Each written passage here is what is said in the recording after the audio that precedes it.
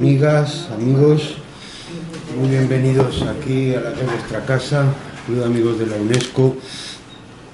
Esta tarde, ni más ni menos que para celebrar un acto en torno a la República que queremos que no sea solamente un recuerdo, homenaje, como todos los que se van a celebrar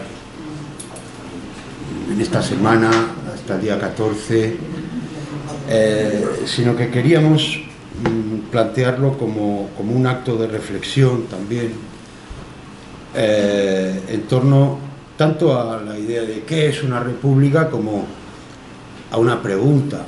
¿Veremos proclamar la Tercera República los que estamos hoy aquí reunidos? Y si es así o no, más allá de la esperanza, hablar de la historia y de la política, es decir,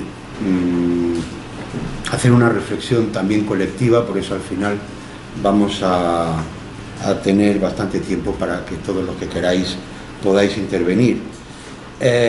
Os comento que si habéis visto la convocatoria, claro, estaba convocado para que hubiera un ponente más. Yo soy Carlos Caballero, no sé si lo he dicho, miembro del comité del CAUN, de la Junta del CAUN, pero la idea de este acto y con este carácter nació de la cabeza de Ramón López Domecq, que es un querido compañero, catedrático de Historia, que ya hace bastante tiempo pensó en un acto de estas características, y el pobre ha tenido un percance un poco así con el tema de la vista, y justo me ha llamado hoy por la mañana lamentando que le disculpara y que os transmitiera a todos los asistentes pues sus más cálidos saludos republicanos. Yo no voy a hablar mucho, pero algo voy a comentar.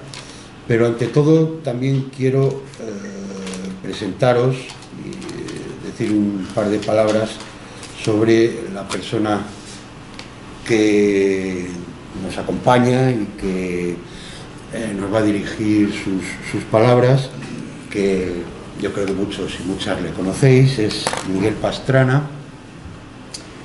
Tiene una larga trayectoria política y como activista social, ¿no? Él es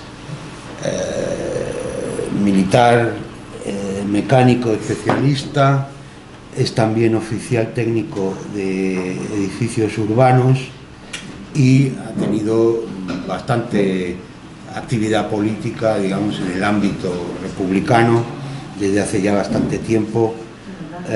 Fue secretario federal y presidente de Unidad Cívica por la República. Es miembro del colectivo Al Servicio de la República, es fundador de la agrupación ateneísta Juan Negrín, del Ateneo de Madrid, agrupación que en la actualidad él mismo preside, y en el Ateneo él fue durante varios años secretario de la Junta de Gobierno que presidió el gran filósofo Carlos París. Es miembro destacado del CAUN. Ha publicado varios textos en varios medios, pero aquí en el CAUN ha publicado algunos cuadernos. Tengo aquí que es una gran antología, gran por el contenido, no por el número de páginas. 3 poetas soldados del pueblo, una breve pero suculenta antología de Miguel Hernández, de Arturo Serrano Plaja y de José Herrera Peteri. Además, yo sé que él es poeta y muy bueno, aunque en los últimos tiempos quizá no se prodigue demasiado en el mundo de la poesía, pero es la verdad. Yo voy a tomar la palabra para, más que hacer una introducción en el sentido de qué queremos en el fondo con este acto, ¿no? O sea, el día 14 va a haber una manifestación, como todos los años, que esperemos que tenga una gran asistencia. Va a haber acto que después os comentará Miguel en el Ateneo, y yo sé que en otros ámbitos, no solamente en Madrid, claro, sino en todo el Estado español, pues se conmemora el 14 de abril.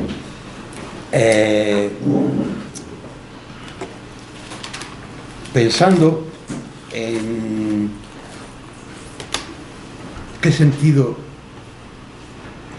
le queríamos dar este acto, y yo en concreto, ¿no?, me acordé de que en 1792, durante la Revolución Francesa, circuló un panfleto que después ha sido publicado con varios autores, pero que circuló como anónimo, que se titulaba, en el año 1792, cuando en plena Revolución Francesa se discutía sobre, al mismo tiempo, sobre la proclamación de la República y el juicio a Luis XVI, que, como todos vosotros sabéis, pues terminó en la ejecución magna del Capeto, como se denominaba entonces, en la plaza de su mismo nombre, hoy Plaza de la Concordia. Aquel panfleto es muy interesante, se titulaba "Franceses, un esfuerzo más si queréis ser republicanos", ¿no?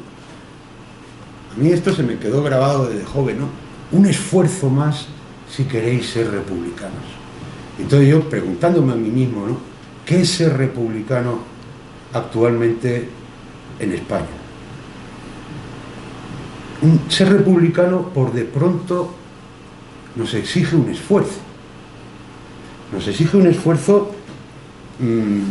realmente de defensa e incluso diría que una audacia, ¿no? Ser republicano en la España actual, cuando nos encontramos con que desde la ideología dominante, que a todos nos envuelve, la aspiración a una república española está embebida en esa especie de fatum, ¿no?, de firmán, de negación absoluta, que es: hombre, ¿cómo vais a pedir una república?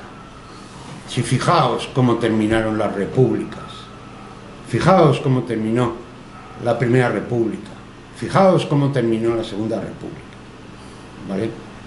Además, es imposible, porque constitucionalmente, legalmente, todo esto exigiría un proceso, bueno, un mundo se nos echa encima, ¿no? Claro, yo soy profesor de historia y un poco dado a las reflexiones históricas, ¿no? Pero yo tengo 60 años y viví la transición. Yo era menor de edad, yo no pude votar esta Constitución y ya soy viejo. Y yo no he podido decir nada sobre la forma de Estado, de este Estado. Me acuerdo que le decía a mi padre, vota que no, porque es que nos están hurtando la legitimidad de la Segunda República. Yo es que era un poco así. Nos están hurtando a todos los españoles el poder conectar con el que es nuestro verdadero pasado político. Y lo malo es que aquella idea que muchos, y con mucho poder, se dedicaron a inculcar en la cabeza de los españoles en la época de la transición, antes incluso de la muerte del dictador, ha fraguado, y en muchas cabezas de gente de mi edad, y más jóvenes, y más mayores también. No, hombre, ¿qué decís de república? Es que eso son cosas del pasado. España no puede ser república. Este año tendríamos que celebrar, digo tendríamos porque, bueno, vamos a intentar aquí hacer un acto también en torno a la Primera República, que, como sabéis, vivió brevemente durante el año 1873. Esa república, que es presentada incluso por historiadores profesionales, se han publicado ahora varios libros, El único que es un poco decente es una antología de textos, porque el resto ahondan en esa idea de la Primera República como una especie de zarzuela, de cosa ahí un poco chabacana, ¿no? Es que se sucedieron muchos presidentes de la República. A Pi Margall se le presenta prácticamente como si fuera un don nadie, uno de los principales pensadores políticos de Europa. Pi Margall, nada, ese déjalo ahí.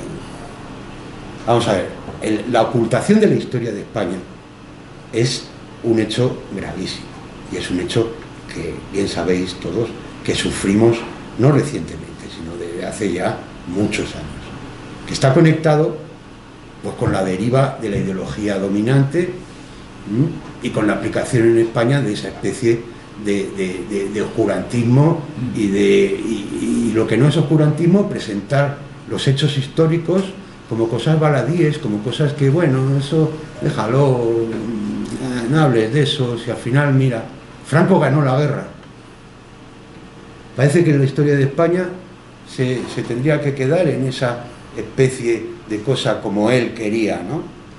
Divina, por designio divino, de que Franco ganó la guerra. Y claro, el esfuerzo, si queremos ser republicanos, yo creo que el primer esfuerzo es reconocer esto y luchar contra esto. Luchar en el plano ideológico, en el plano de la comunicación, en el plano incluso de la docencia y de la manifestación, o sea, que se nos vea en la manifestación por la República y en muchos otros actos que tienen un componente eminentemente republicano, ¿no? Realmente, claro, la historia y el análisis político siempre están entrelazados, o sea, no se puede hablar en abstracto sobre qué es una república o qué es para nosotros una república y desgajarlo de lo que es la experiencia histórica. En el caso de España, como bien sabéis todos, la experiencia histórica es un trauma, y el único trauma no es la guerra civil, ¿vale? La historia de España es un trauma porque las opciones por la libertad, por la igualdad y por la justicia han sido sucesivamente cercenadas. ¿Por qué? Por un lado, porque como bien decía Lenin, permitidme que cite a Vladimir Ilich, un Estado es siempre una agrupación de gentes armadas. La Guerra Civil Española es una gran parábola de toda la historia de España. Ganaron porque tenían el apoyo de los grandes poderes económicos mundiales, no solamente de, como se repite bien dicho, ¿no?, de la Alemania de Hitler y de la Italia de Mussolini, sino de la banca internacional y de poderes, como se solía decir, poderes fácticos que apostaron por el bando de los sublevados, ¿vale? Sin duda, todos los historiadores serios lo admiten, pero también por la debilidad de los partidos y grupos políticos que, comprometidos por su misma esencia en la defensa de los ideales de la libertad, de la igualdad y de la justicia, que en la historia de España se expresan a través de la República, la debilidad política de los representantes últimos del pueblo español, que habría que analizar mucho por qué esa debilidad, no estoy acusando, estoy intentando exponer factores objetivos, ¿no? Pero esa debilidad existió, y esa debilidad, por los rostros vuestros y tal, yo sé que vosotros la visteis en la época de la transición. partidos políticos que desde su origen tenían un compromiso que debía ser firme y debía ser sólido con la República, se olvidaron de la República.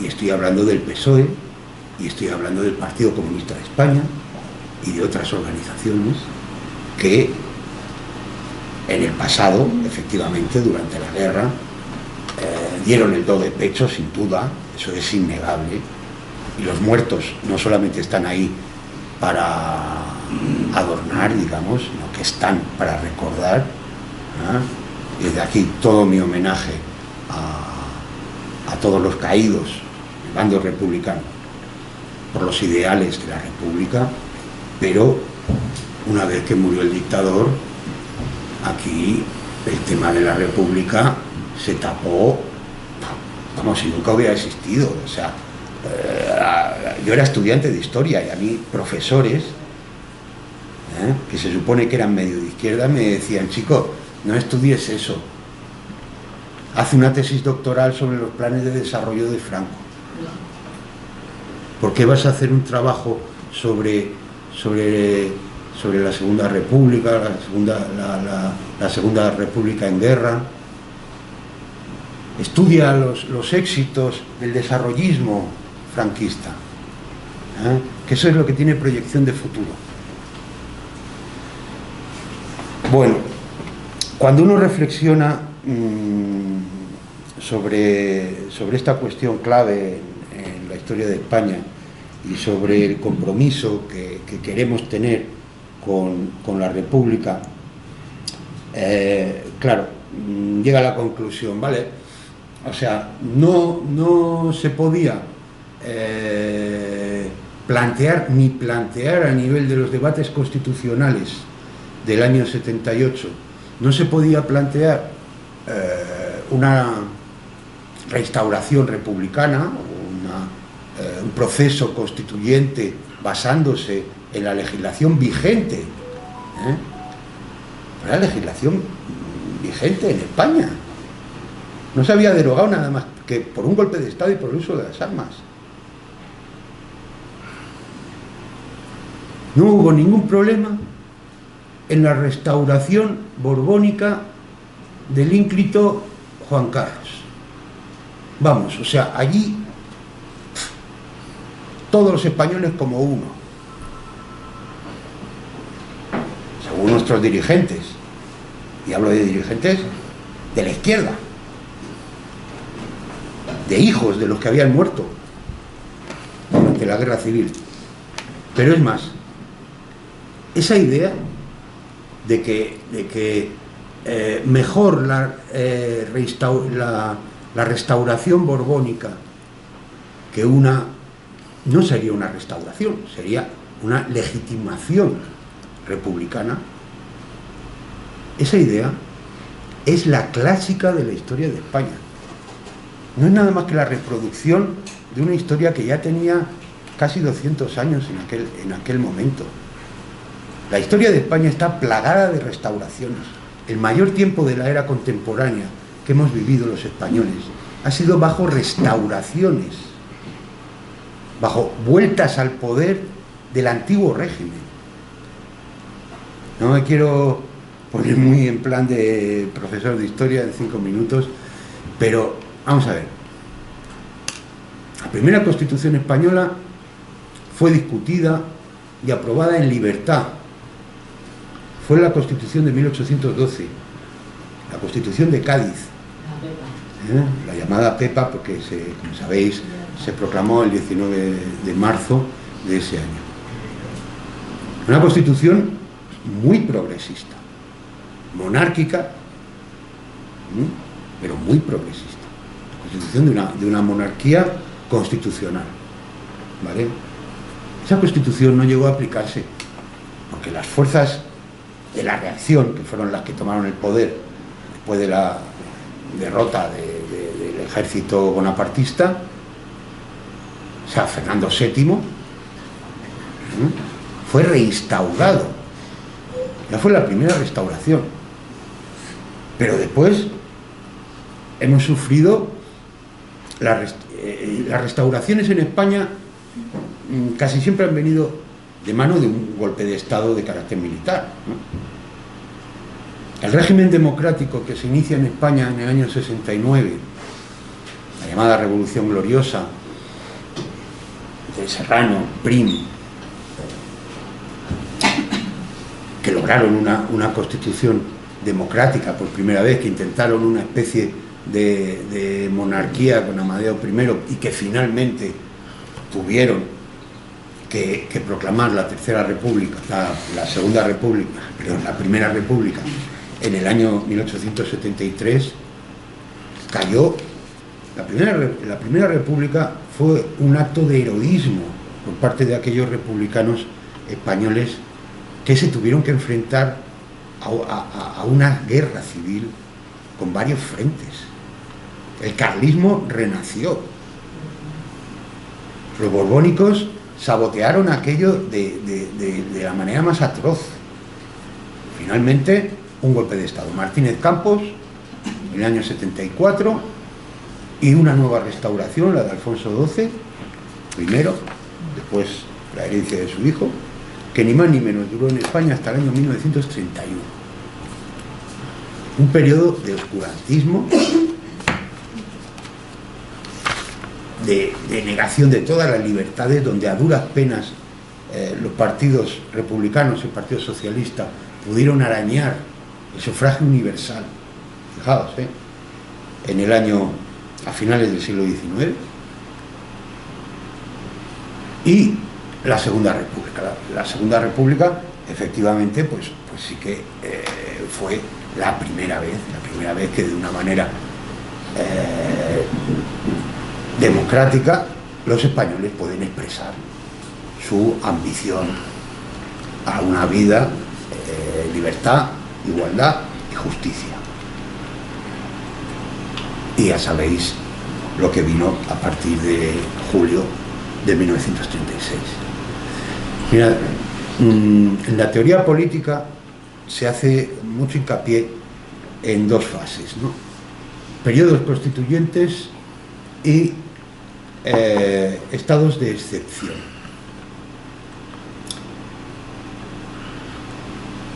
Se presenta en concreto a la Segunda República por parte de muchos, no quiero llamarlos historiadores, sino, bueno,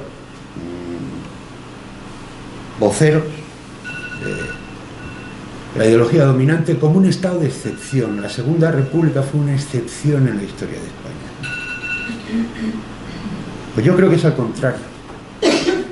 En España existen desde hace mucho tiempo, desde el siglo XIX, las condiciones para la existencia de un Estado democrático y con carácter republicano. El Estado es un producto social, nos enseña el materialismo histórico, y un producto social que tiene un carácter de clase. No hay Estado neutro. En España, la monarquía es la forma del Estado de la oligarquía dominante.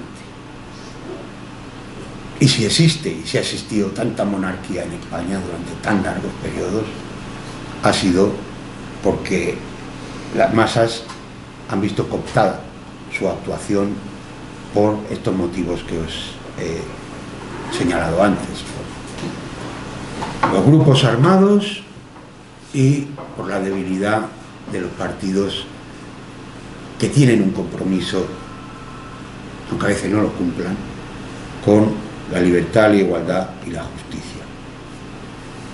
El estado de excepción que hemos vivido en España ocupa casi toda nuestra historia, porque es un estado de excepción de la legalidad. Desde el comienzo de la era moderna, la legalidad española es la que se plasmó originalmente en la Constitución de Cádiz. Aquellos buenos liberales, de una manera, si queréis, un poco bien intencionada, decían, no, los españoles deben ser, como decía la Constitución de Cádiz, los españoles...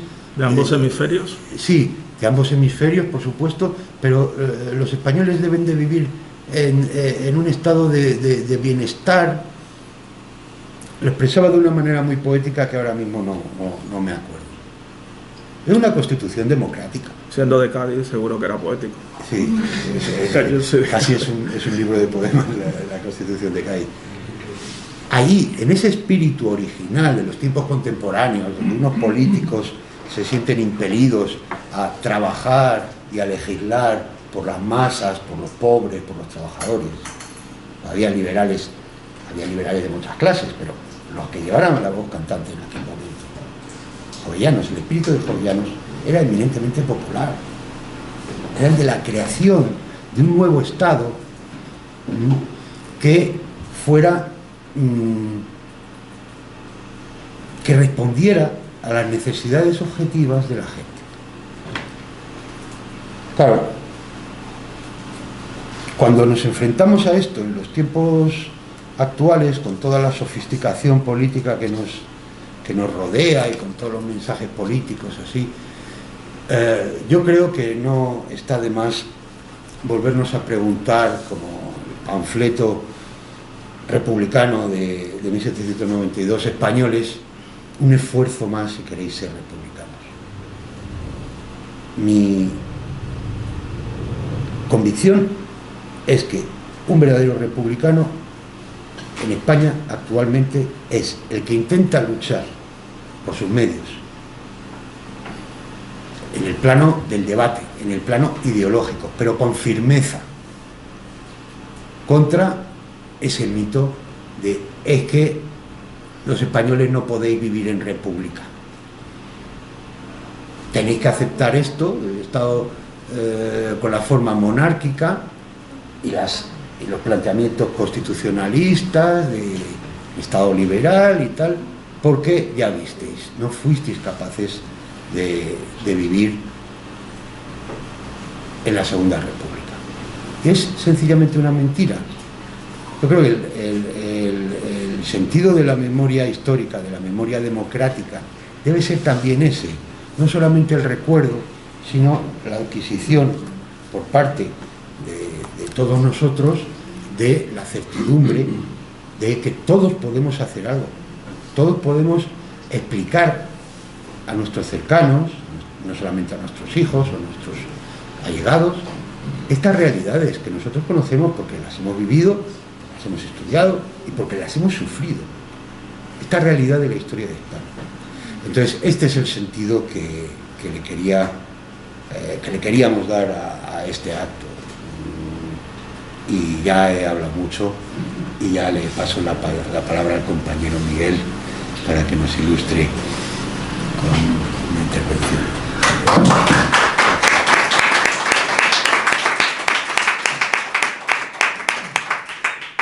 Bueno, muchas gracias al profesor Carlos Caballero, muchas gracias por su asistencia, amigos y amigas.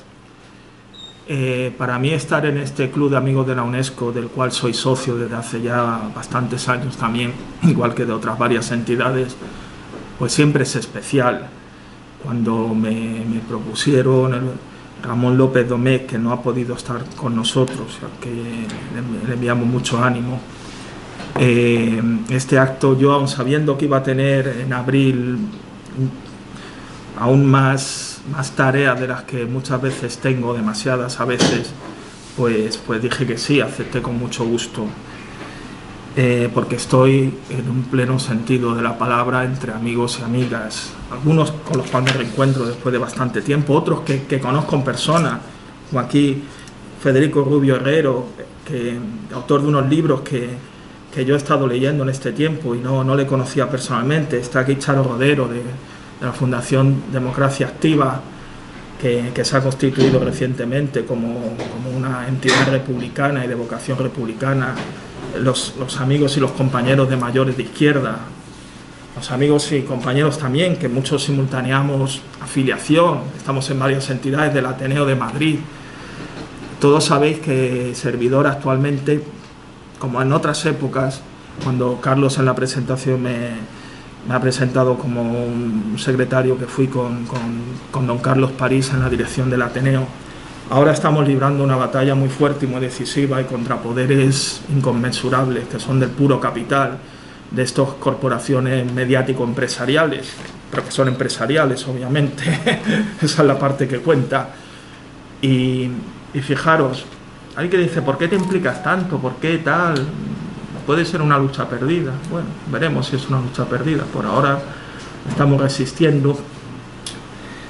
Pero es que veréis, la actual constitución del Ateneo, que se llama reglamento, aunque en el librito veréis año 84, es esencialmente del 1932. Y ese librito, esa constitución, le hicieron personas literalmente como Luis Jiménez de Azúa, uno de los constitucionalistas de la Constitución de diciembre de 1931, como hazaña. Lo hicieron ellos y llega hasta hoy. Y a su vez es herencia del 1820, que es cuando se funda el Ateneo, el primer Ateneo, por los partidarios y los compañeros de Rafael de Riego. Y esa Constitución, que es muy democrática, algunos dicen que tiene contradicciones, bueno, que no las tiene en esta vida, es lo que ahora nos quieren quitar pues para facilitar las empresas y tal. Y no debería ser así. Yo estoy embarcado también en esa pelea, pero porque además siento muy honda y personalmente que nos están quitando un trocito también de república, un trocito vivo que ha sobrevivido como un ecosistema de alguna forma a toda esa horrenda marea del franquismo y su posterior secuela del tardofranquismo y el posfranquismo en el cual estamos actualmente. Los amigos de biología me entenderán, como una especie de celacanto, aquel pez que nadie creía que existía y que descubrieron una vez que existía y es de millones de años. Y por eso estamos peleando. Hoy había un acto, sí, han estado allí los reyes celebrando el bicentenario del Ateneo. El bicentenario del Ateneo fue en 1820, con lo cual lo que deben estar ahora conmemorando es su clausura, porque se clausuró en 1823 con la reacción, y eso es cierto, luego se vuelve a abrir. Y a la agrupación ateneísta Juan Negrín, como a todas las entidades autónomas, pequeñas y algunas con más libertad que otras, pues nos ofrecieron ir, decir, bueno, tenéis aquí sitios reservados si queréis ir, y nosotros educadamente hemos dicho que no. Me consta que algunos otros republicanos o personas que se dicen, yo lo entiendo, pues han ido, bien, es su legítima decisión. Nosotros y nosotras, los de Negrín, no hemos ido. Porque era una invitación, no estamos obligados. Si yo hubiera sido integrante de la directiva, propiamente dicho, de la Junta de Gobierno, como lo fui con don Carlos París, pues a lo mejor hubiera tenido que estar ahí, sí, por deber institucional, y lo hubiera hecho, igual que cuando fui militar, como ha dicho, fui militar, pues rendí armas al actual rey, antes, en aquella época era todavía príncipe heredero. Pero como no tengo ya ese puesto, no estoy obligado ni estamos obligados a ir, y sencillamente hemos declinado con toda cortesía, porque ser republicano y ser republicana pues conlleva ciertas cosas, ¿no?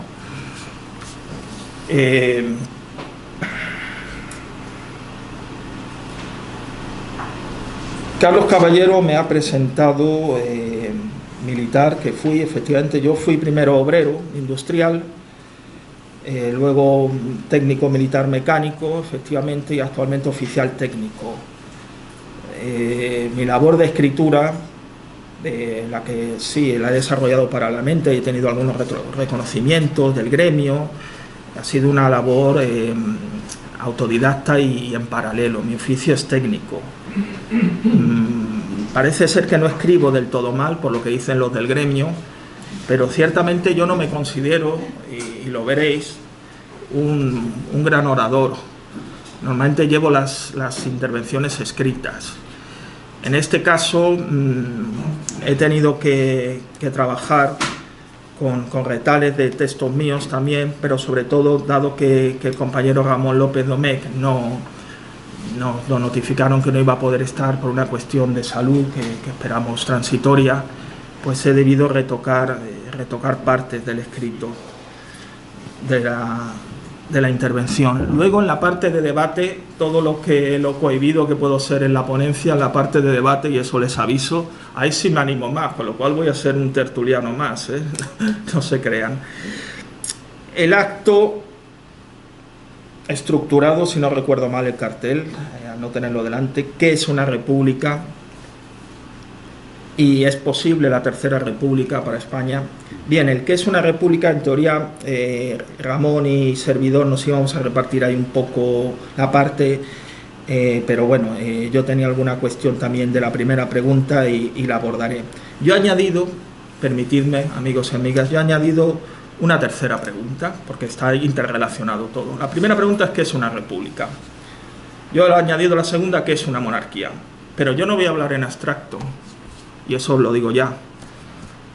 Yo voy a hablar de España, porque a mí la primera cosa que, con todo respeto, veréis, si a veces tiro un poco de humor, es por mi vena gaditana. Allí nací, mi padre de Madrid, mi madre de Lisboa, en el puerto de Santa María, por eso decía antes lo de la Pepa, lo del humor gaditano. Allí era Alberti, era el comandante del ejército del Ebro, Juan Modesto Guilloto, era Pedro Muñoz Seca, que tenía mucho humor y lo tuvo hasta el último minuto, literalmente.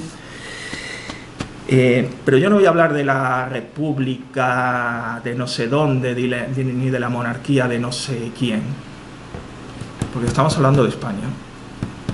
Por tanto, cuando yo exponga, aunque hablaré algo en genérico, de qué es una república y qué es una monarquía, voy a hablar lo que significan, yo creo que significan esos conceptos históricamente en España y sobre todo en esta España nuestra de hoy. Para comenzar voy a decir lo que yo creo que no es una república. Creo que la república no es un sentimiento. Esto puede parecer una obviedad, pero a veces parece que es una cuestión que uno se siente republicano, una se siente republicana y ya estás en una república. Bueno, pues lamento decir que creo que no.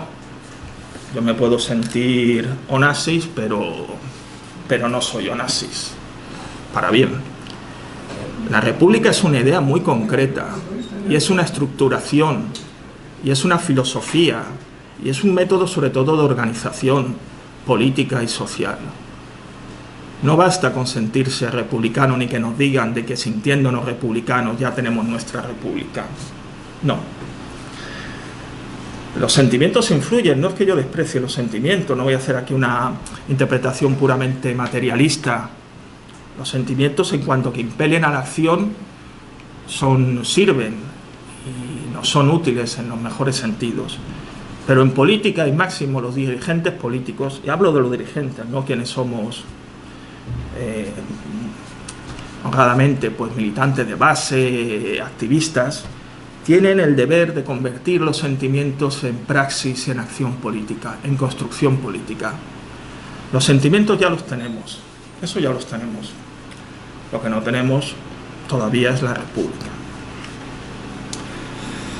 El gobierno del pueblo, por el pueblo y para el pueblo. Así lo definió en una fórmula muy afortunada un gran republicano, y hay que decirlo en su contexto y en su época, por supuesto, Abraham Lincoln, en su famoso discurso pocos meses después de la gran batalla de Gettysburg, ¿no? contra las fuerzas esclavistas.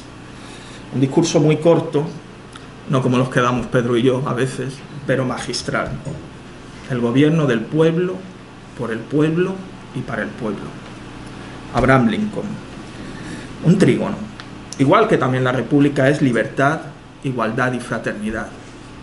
Esto lo repetimos y lo decimos todos, eso es la república, pero a veces no terminamos de captar que es un trígono indisociable, indivisible.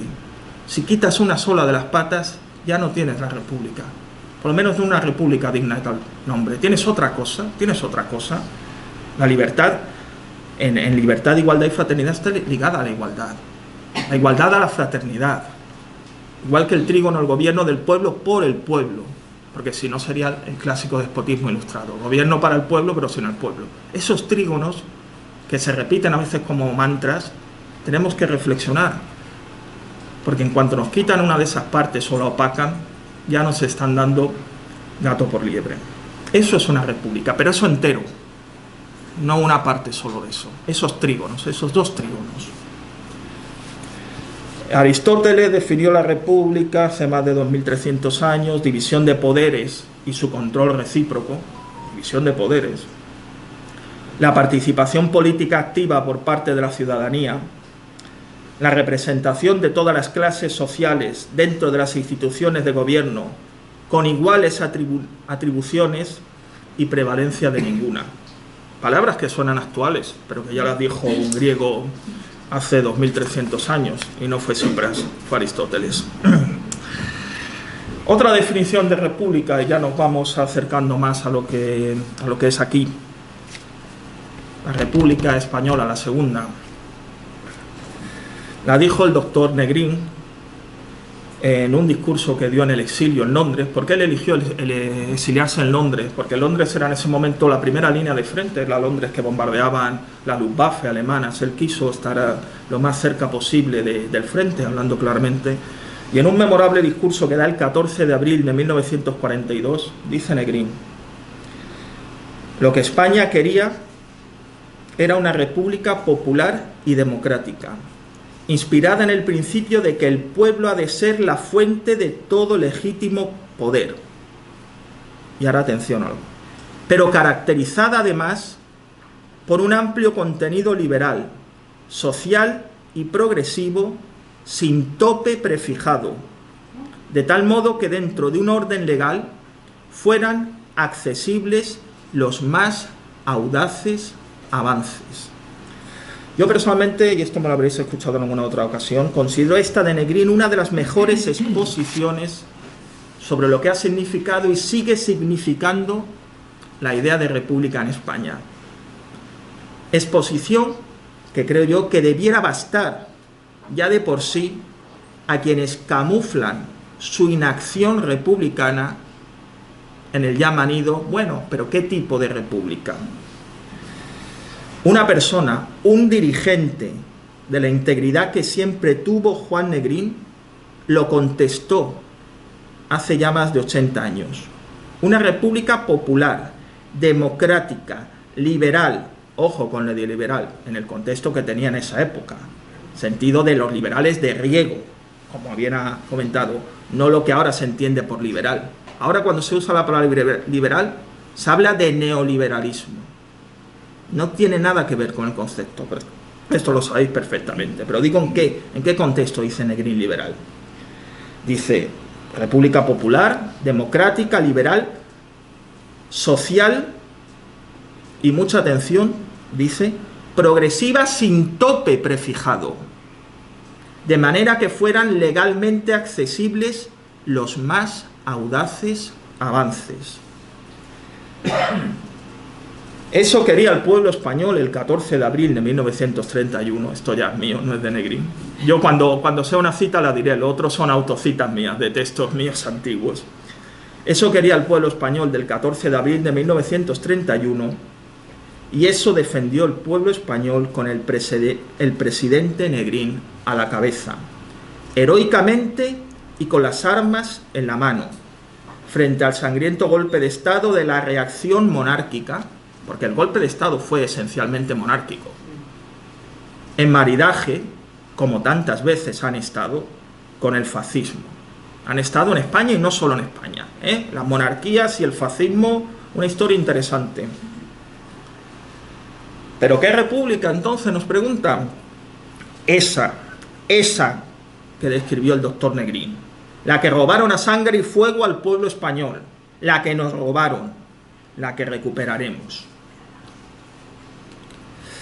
Pero además en España república efectivamente significa, porque no toda república nominal es democrática, ¿sí?, como tristemente comprobamos en algunas latitudes, sí, pero de cierto no hay democracia real si no es republicana, más allá de en qué forma de organización se concreta. En España la república ha significado, el pueblo en esta tierra ha sido la época en que más dueño de sus destinos fue. En tan poco tiempo nunca se vio en España tamaño avance social y cultural como con la república del 14 de abril. Conquistaron las mujeres derechos esenciales, incluido el voto. La clase obrera, a la que yo me honro de pertenecer, ganó un poder como nunca antes y tampoco nunca después. Por ejemplo, un estuquista llegó a presidente del gobierno en esos años. Francisco Largo Caballero, el único presidente obrero que ha tenido este país. En Brasil tienen a Lula, por ejemplo, están más avanzados. Porque la república significa, por supuesto, movilidad social en el mejor sentido. Yo, por eso, hay quien me dice que siempre apelo mucho a mis orígenes, pero lo hago como un efecto de republicanismo. La monarquía nos dice, este es tu hueco, ahí te quedas. El capitalismo nos lo dice de otra forma, te vende el hueco, pero también te deja en ese hueco. Como yo digo, quien vende el alma al capitalismo no es como que lo vende al diablo. El diablo es rojo y te la cobra una vez. Tú vendes el alma al capitalismo y te la cobra 2 veces, y con intereses. Pero la república significa eso, que todos nos podemos, de alguna forma, y dentro de nuestros humanos límites, superar a nosotros mismos. Todos y todas nosotros somos más de los que muchas veces creemos. Y eso es una idea republicana y fraternal y solidaria.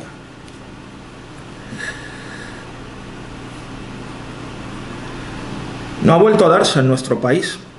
Las naciones de España respiraron en común acuerdo, sin yugo centralista ni el de las oligarquías locales. Eso retrocedieron conforme auroraba un federalismo de raíz fraterna, porque la Segunda República caminaba hacia el federalismo progresivo. Eso no se habla muchas veces, siempre se queda en el aspecto centralista. Pero esto es algo que luego autores en el exilio lo van a tratar. Recordad que estaba el Estatuto de Galicia y de Andalucía, muy próximos a ser aprobados en ese año 36. Con igual espíritu se tendieron puentes con las naciones iberoamericanas, que ya entonces, como hoy, eran todas repúblicas. En esa época no había rey que le dijera a un presidente democráticamente electo ¿por qué no te callas? No. En esa época España no tenía de eso. Y el fruto de ese acercamiento, de esa hermandad, de aquí hay compañeros de América, habría de verse no mucho después, aun en situación tan dramática como la del exilio español republicano, el cual aquellos países y sus pueblos acogieron con generosa humanidad. Y estas palabras sean precisamente un agradecimiento para nuestros amigos de América. Con la República florecieron las artes, las ciencias y el pensamiento, una edad dorada de la cultura. Le llaman edad de plata, pero no sé por qué, es una edad dorada realmente. Pero cultura popular, también alta cultura, pero popular de verdad. Cultura, no estas cuestiones ahora precocinadas que nos dan estas grandes corporaciones mediáticas. La cultura popular de la época de la República era algo muy distinto a lo que ahora se entiende por cultura popular, que en mi opinión suele ser bastante adocenamiento y productos precocinados. Estos poetas y sociólogos de la época lo estudiaron muy a fondo, cómo en esa época se dio un maridaje entre la alta cultura y la cultura popular. No es cierto eso de que el pueblo no entienda, mentira, eso no es una idea republicana. Al pueblo, cuando iba Lorca con la barraca y escenificaban a los grandes clásicos, estos poetas de la República, de una belleza formal y léxica asombrosa, gustaban al pueblo y el pueblo los entendía. No, tú le das al pueblo buenas cosas y el pueblo las agradece y las degusta. Eso de que hay que darle esto al pueblo porque no admiten otra cosa es mentira, es al revés, es que lo fabrican así. La idea republicana es históricamente y por antonomasia una propuesta integral para España. Integración federativa, voluntaria y democrática. El republicanismo histórico no tuvo problema en defender una idea de España unida. Lo hicieron Pi y Margall, Pablo Iglesias Posé, Azaña, Dolores Ibárruri, Companys, sí, Companys. Hay que leer a Companys, que era federalista, no independentista. Eso lo dicen de ambos lados, además, con perdón. ¿Qué le acompañáis? Negrín, Federica Montseny, la gran ministra de la CNT anarquista en el gobierno republicano.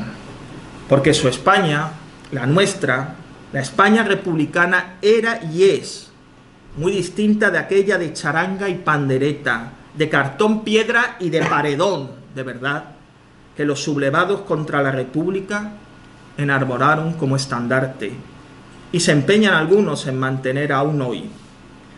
Frente a ella, el republicanismo histórico no se dejó arrebatar su idea de España en 40 años de exilio. No se la dejó arrebatar. Aquella denominada España peregrina. Aquellos republicanos históricos, aquellas republicanas históricas, cuando decían España y decían patria, sin miedo a las palabras, no dejándosela robar por los reaccionarios, decían pueblo soberano y decían derechos colectivos. Y así, ese patriotismo popular, que es el verdadero, el nacido en la gran Revolución Francesa de 1789, ese patriotismo que es el verdadero, como bien explicaba el gran poeta republicano don Antonio Machado, y no el falso patriotismo de los fascistas, los chauvinistas y los capitalistas. Ese patriotismo del pueblo trabajador es por su propia naturaleza internacionalista, sí, internacionalista, y anticapitalista, sí, anticapitalista. Eso es algo que han sabido ver y hacer bien en lo que va de este siglo XXI, sobre todo nuestros hermanos y nuestras hermanas de América.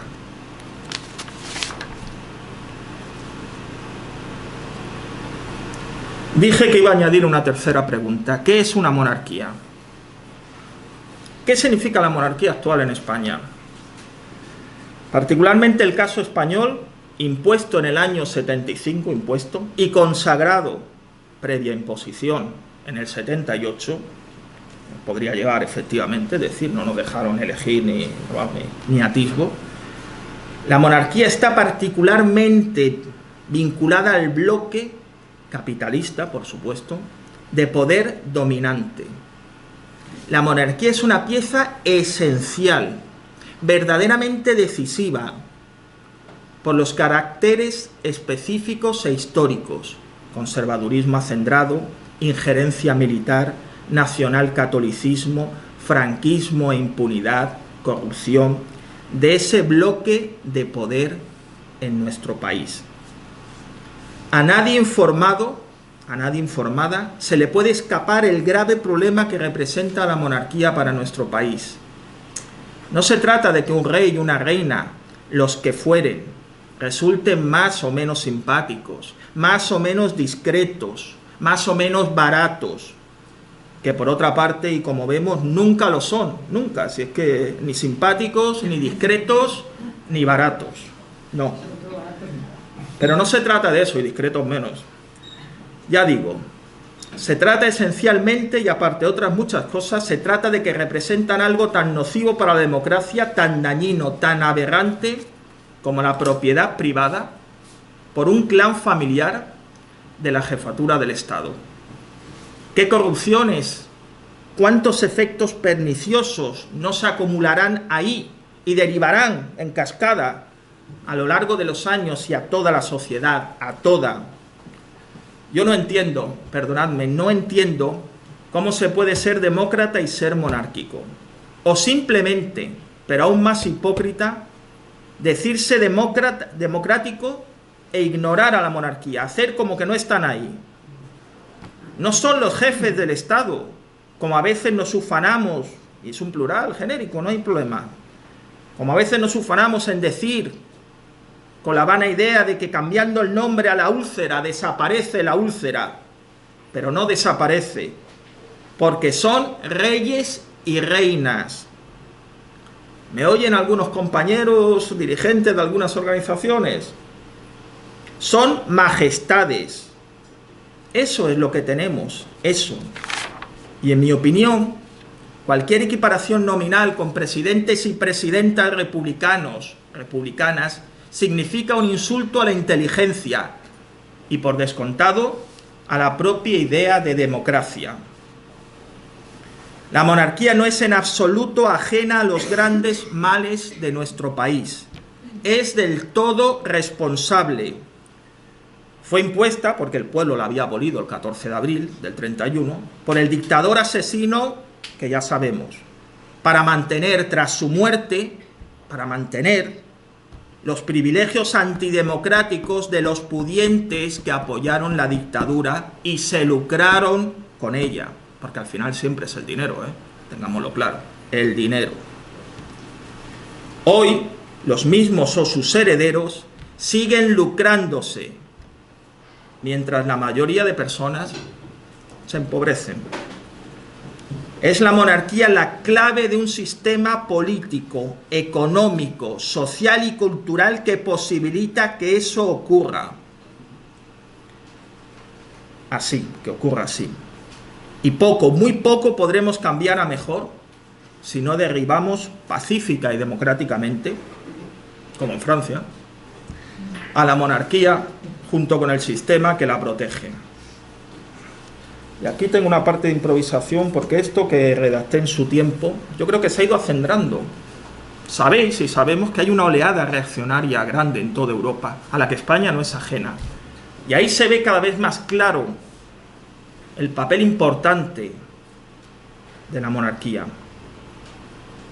Tengo una amiga mía a la que le tengo mucho estilo, que el otro día me dijo algo así, como, oye, ¿es verdad que este rey es un poco más del PSOE que de otros partidos?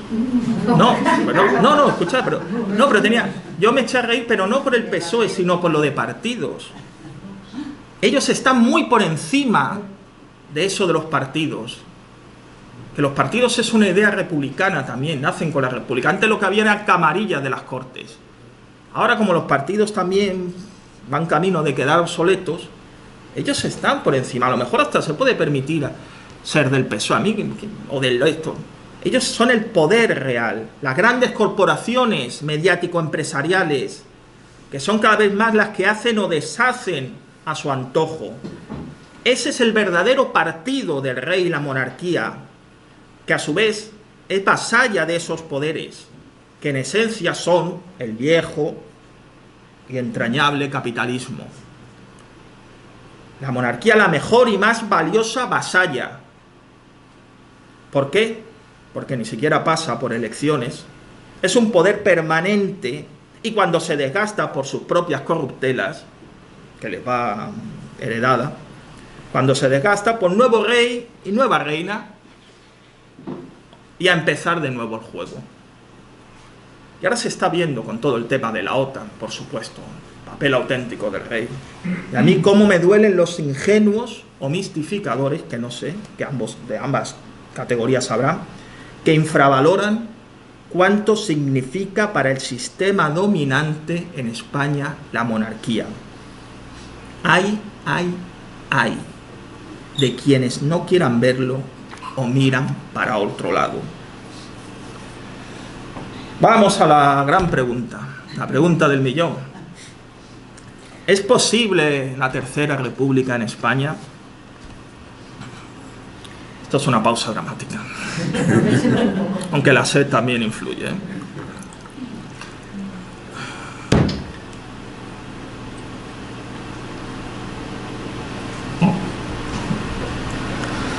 Mirad, yo creo que la República es necesaria para España.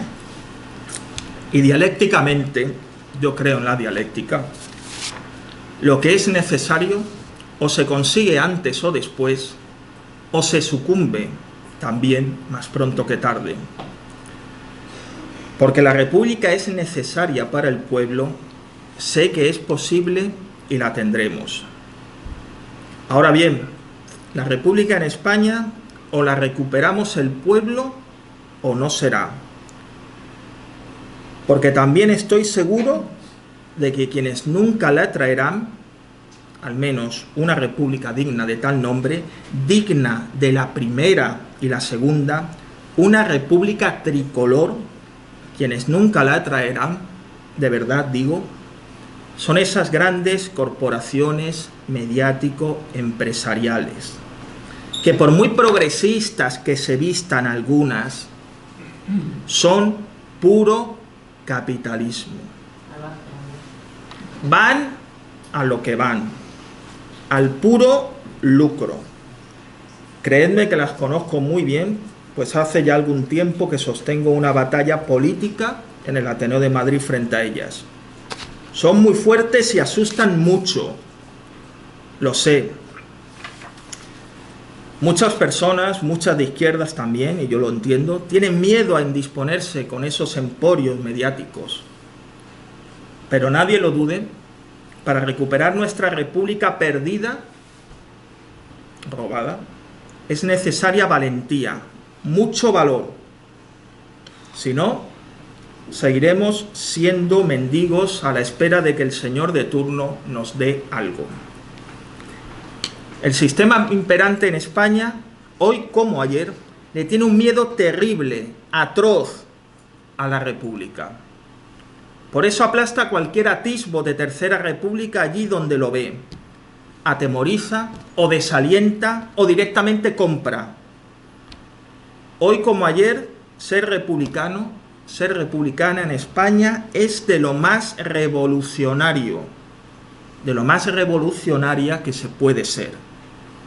Y el sistema de dominación lo teme, porque la república significa hoy como ayer una España independiente, soberana, democrática, dueña de sus propios destinos y no esclava del imperialismo. Por ejemplo, el imperialismo de la OTAN, por ejemplo.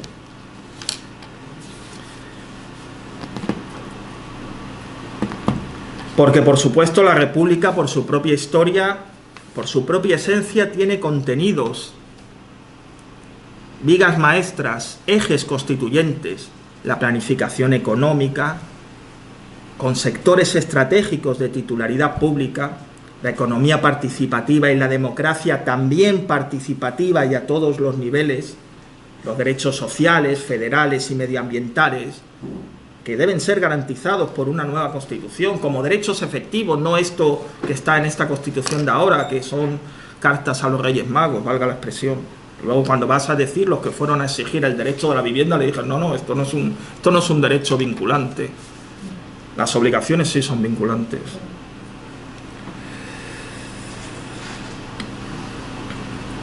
Bueno, aquí había una serie de ejes, pero voy a ir abreviando. Políticas de paz, sí. Tenía aquí toda una comparativa de la Constitución del 78 y del 31, que es magnífica hacerla, ¿eh? A mí cuando me dicen que algo es peor porque se hizo antes en el tiempo, porque es más antiguo, desconfiad de esas cosas. Algo no es peor ni mejor por ser más antiguo o más moderno. Está en su contenido. La Constitución del 31 es mejor que la del 78. Mucho mejor. Mucho mejor. Tenía una comparativa, pero lo de la paz. España renuncia a la guerra como instrumento de política nacional. ¿Me oye el señor Borrell? ¿Me oye? ¿Está por ahí? De paz y no de guerra. Con unas fuerzas armadas al servicio siempre de la República, del pueblo y su defensa. Porque también siempre hubo militares con la República y leales. Yo también estoy en diversas asociaciones de militares republicanos. Los hubo y los sigue habiendo. Muy reprimidos, por supuesto, pero los hay. Militares al servicio de eso, no de órganos antidemocráticos y neocoloniales. Por ejemplo, la OTAN. Así, con un Estado que sería laico, del de respeto por ley, a la libertad de conciencia y confesión. Una tercera república federada en modo voluntario significaría la soberanía verdadera de nuestro país, de España. Yo considero políticamente inconcebible, si no absurdo, entender que la procura de pactos para solucionar asuntos urgentes deba hacerse relegando grandes cuestiones de Estado como la reivindicación republicana. Creo que debe ser exactamente lo contrario. Me atrevo a parafrasear a Marx afirmando que no hay ninguna muralla china que separa ambas cosas, las de a pie de calle y las de gran estructura estatal. Están dialécticamente, inseparablemente relacionadas. Poniendo un ejemplo, está relacionado el precio de la cesta de la compra y que en España haya monarquía posfranquista en vez de república democrática. Está relacionado, todo está profundamente conectado. Y por lo demás, citando al gran poeta republicano y muerto en el exilio, como también Machado, citando ahora a León Felipe, es ya cuento viejo eso de que la república ahora no toca. Es ya cuento viejo. Siempre ha tocado república, siempre, y ahora probablemente más. La reivindicación de una tercera república federal, laica, participativa y solidaria es un asunto de gran importancia. Naturalmente no desvinculado ni negacionista de otras reivindicaciones políticas, económicas, culturales. No dicen, no, esto o lo otro, no. Antes bien, es un hilván que permite conectarlas todas, dándoles forma estatal. Perdonad si me apasiono, esto mi señora siempre me lo dice. Yo admito que soy de una escuela un poco, no de este buen rollo que ahora prima en la política. Yo cuando me apasiono, pero no es con vosotros. Por tanto, creo que la reivindicación de la Tercera República ha de ser constante y consecuente. Constante y consecuente. Especialmente en nuestros líderes y lideresas. Más en ellos, más en ellas. Precisamente porque hablan a los medios. Ellos tienen medios a los que nosotros no podemos acceder y bienestar. Porque hablan en los medios y a los parlamentos. Nosotros y nosotras no, muy rara vez. A mi parecer no se trata tanto de fijar una vía para la Tercera República, como dicen, bueno, ¿y cuál es la vía? ¿Cuál es la vía? Que lo saben, los del 14 de abril no sabían el 11 de abril que iban a traer la República con las municipales.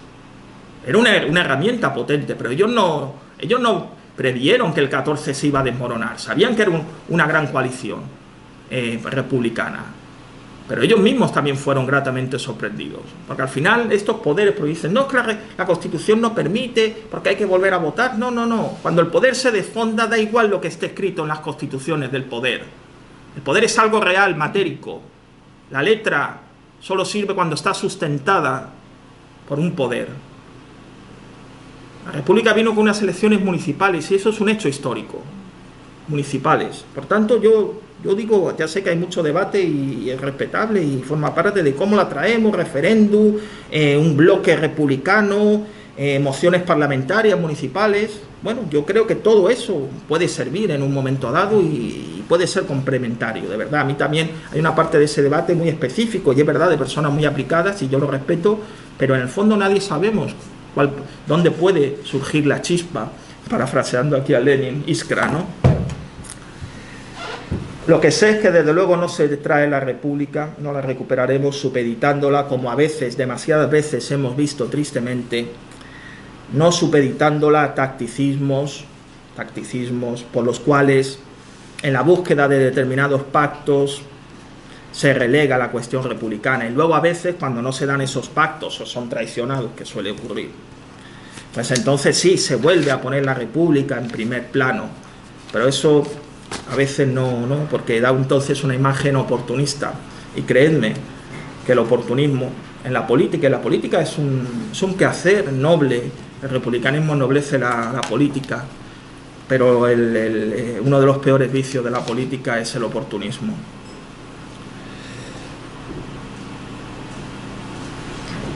Tenía aquí una parte que digo que efectivamente que la voz de la República se tiene que escuchar más en determinadas esferas. La decimos en la calle, en las manifestaciones, en los ateneos, en las asociaciones de base, como este magnífico, como este gran club de amigos de la UNESCO de Madrid. Pero hay que decirlas en otros lados, sobre todo. En los micrófonos del poder. No hay que acobardarse ante los micrófonos de los medios del poder. Y en los parlamentos. Hay que decirla ahí. Hay que tener la misma entereza ahí, porque no es fácil y hace falta mucho valor. Mucho valor.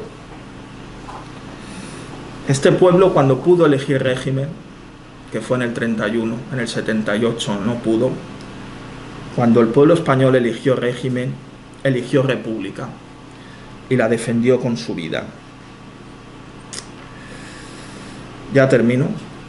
Tenía aquí una cita que me importa, que la voy a leer, pero como no la tengo apuntada, es una autocita, bueno, es una autocita que tengo apuntada en nuestro sitio, esperad. Porque a veces, amigos, buenos amigos y compañeros a los que admiramos también, pero nos dicen a veces, bueno, es que a mí me basta con ser socialista, me basta con ser comunista, me basta con ser marxista. Eso del republicanismo es otra cosa, dicen, ¿no? Bueno, yo tengo aquí una cita que la preparé para una tesis republicana, una organización, y esto lo dice Engels. Creo que Engels sabía algo de marxismo. En su contribución a la crítica del proyecto de programa socialdemócrata de Erfurt de 1891. Estas son las cosas de Engels. Pero eso dice Engels, esto. Está absolutamente fuera de duda que nuestro partido y la clase obrera solo pueden llegar a la dominación bajo la forma de república democrática. Esta última es incluso la forma específica de la dictadura democrática del proletariado, como lo ha demostrado ya la gran Revolución Francesa. Esta pequeña cita de verdad que tiene mucho valor, muy importante, porque a veces se contrapone socialismo, marxismo versus republicanismo, Revolución Rusa versus Revolución Francesa. Los revolucionarios rusos eran admiradores de la Revolución Francesa. Es verdad que son revoluciones distintas, pues son épocas completamente distintas. Pero contraponer, decir, no, la Revolución Francesa fue una cosa, burgueses, tal. Marx y Engels eran admiradores de la Revolución Francesa en su contexto y en su época, sabiendo que ya la época que a ellos les tocó vivir eran distintos. Pero no hay separación, no hay dicotomía entre la Revolución Francesa y la rusa, por ejemplo, ni entre el republicanismo y el socialismo, el comunismo y el marxismo, al revés. Son avances dentro del republicanismo. Y eso a veces no sé por qué se empeñan en contraponerlo. A mí me basta con ser esto. Bueno, bien, vale. Termino. Esta era una cita de Engels, y ahora voy con otra cita que no les voy a decir en principio quién la dijo. Algunos lo adivinarán, seguro. Pero no lo voy a decir. Son unas palabras tremendamente radicales. Tremendamente. He citado ya a varias personas, Negrín, Machado, León Felipe, Engels. No es mala colección. A ver si adivinan quién dijo esto. Lo dijo en un acto como este, en 1930. Ya les doy una pista, lo sé, lo van a adivinar, sé que lo van a adivinar, lo vais a adivinar, pero cuando me ponga así en serio, perdóname que hablen de ustedes, es la costumbre. Lo dijo en un acto como este. No era muy distinto. En aquel momento era imprevisible que un año después fueran a estar todos estos republicanos y republicanas históricas en puestos. No, era una reunión de amigos, de resistentes como esta. Lo dijo en un café ante unos cuantos amigos. El discurso luego se publicó con un título, que el título ya es moderado, Llamada al combate, se tituló. Y dice la persona que luego diré quién. Nos llaman la vocación y el deber. Iremos todos los españoles que quieran igualar esta condición con la de hombres libres. Entiéndaseme esto de la época, todo. El hombre en aquella época era sinónimo de hombre y mujer. No, esto tiene importancia, porque leído ahora dicen, Dios mío, que... En fin, es el lenguaje de la época y eso hay que entenderlo. Cuando decían hombre, era hombre y mujer. Ahora también, pero digamos que en esa época... pero era el único lenguaje. Ahora hay otros lenguajes. No es que quieran introducir, pero hay que... Porque esto hoy en día es necesario explicar estas cuestiones, no a vosotros y vosotras. Pero tú lees esto y dirán, ¡buah! Este era un machista de toda la vida, ¿no? Bueno, vale, pues bien. Recomienzo. Nos llaman la vocación y el deber. Iremos todos los españoles que quieran igualar esta condición con la de hombres libres. Todos ellos, pero ninguno más. Los tímidos, los espectadores benévolos, no los queremos. Que pierdan su rancia doncellez y vengan con nosotros o se vayan para siempre con el enemigo. Cualquiera que sea nuestro oficio, cualquiera que sea la formación mental y moral que hayamos recibido. Esto entronca con lo que ya lo dije, de que en la República todos somos importantes, perdona de la parte.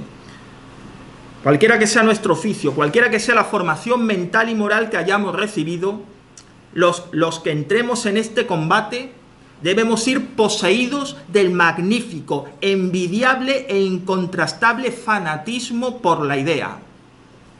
Debéis templaros en ese fanatismo. Cuando todo está dicho, explicado y probado, es hora de conducirse a cierraojos que la idea nos dará la verdad social española. No temáis que os llamen sectarios. Yo lo soy. Tengo la soberbia de ser, a mi modo, ardientemente sectario. Y en un país como este, enseñado a huir de la verdad, a transigir con la injusticia, a refrenar el libre examen y a soportar la opresión, ¿qué mejor sectarismo que el de seguir la secta de la verdad, de la justicia y del progreso social? Con ese ánimo se trae la República. Esto lo dijo alguien incendiario, una persona... Claro, es que cuando nos dicen de aquella época, ahora diré quién, ya muy pronto, nos dicen, no, es que era un socialista moderado, era un tal moderado. Bueno, es que los moderados de aquella época, quizás lo que nos hemos adocenado un poco es ahora, ¿eh? Este señor, que es el que me quedaba por citar, porque son todos complementarios, es don Manuel Azaña. Don Manuel Azaña. Y esto más allá de las palabras, él era un muy buen escritor y un aún mejor orador. Lo que viene a decir es que para traer la República hace falta, creo que es lo que yo interpreto en mi interpretación de obrero a Azaña en esto, algo que me han dicho alguna vez y me lo tomo como halago, pero seguro, hace falta creer en lo que se está defendiendo, lo que se dice, y hace falta una cualidad revolucionaria, entusiasmo. A mí cuando a veces me dicen, bueno, que habla muy apasionado, pasión, sí, eso, lo siento.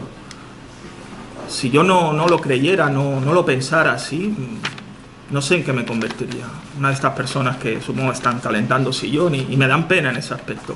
Lo que Azaña nos dice es que para traer, y con esto termino, lo que nos viene a decir Azaña, que algo sabía de República, es que necesitamos creer en la República, creer. Fe, también Negrín hablaba de fe, esa palabra que también se dice y suena, ¿no? Tenemos que creérnoslo, sentirlo, antes hablaba del sentimiento, pero tener esa pasión, y así traeremos la República. Y como decía Azaña, no tengáis miedo a que nos llamen sectarios. Nuestra secta es la buena. Gracias.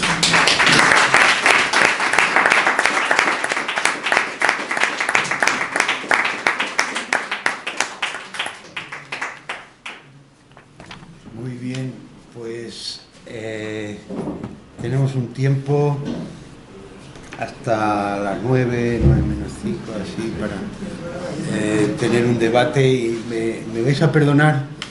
Bueno, muchas gracias, Miguel, por tu magnífica exposición, que yo creo que a más de uno nos ha puesto los pelos de punta por lo que nos atañe. Me he acordado de ese verso, iba a decir, esa frase de la Constitución de Cádiz, ¿no? Que os quería decir antes, se me ha ido a la cabeza, ¿no? Dice, los españoles deben ser justos y benéficos, ¿no? Esa es la aspiración que también es política, ¿no? Y a veces cuando yo pienso, ¿quién habrá sido en España justo y benéfico? Supongo que ha habido millones de españoles que lo han sido, y bastantes de esos habrán caído de una u otra manera ante la injusticia, ¿no? Pero, perdonadme, no sé por qué, siempre me acuerdo de don Antonio Machado.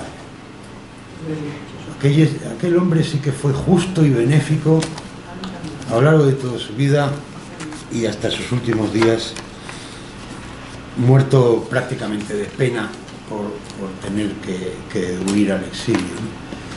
Y hay un compañero que antes me estaba comentando que ha traído...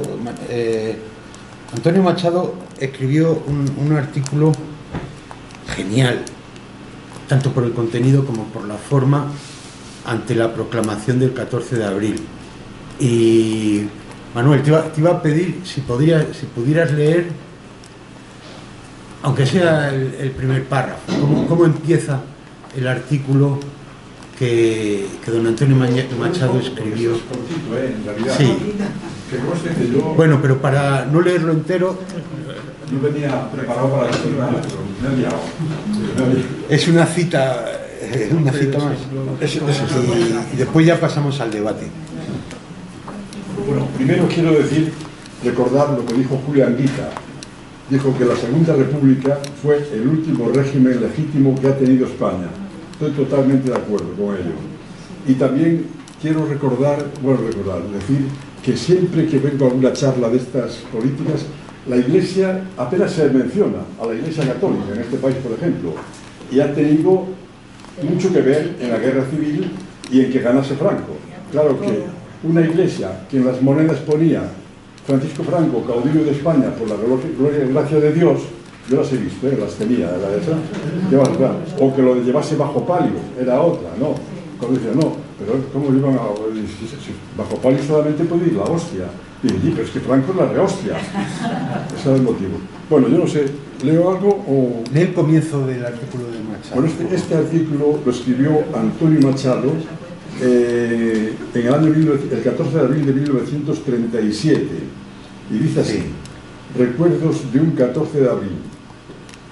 Desde aquel día, no sé si vivido o soñado, hasta el día de hoy, en que vivimos demasiado despiertos y nada soñadores, han transcurrido 6 años repletos de realidades que pudieran estar en la memoria de todos. Claro, habla del 31 al 37, es cuando lo escribió. Sobre esos 6 años escribirán los historiadores del porvenir muchos miles de páginas, algunas de las cuales, acaso, merecerán leerse. Entre tanto, yo la resumiría con unas pocas palabras.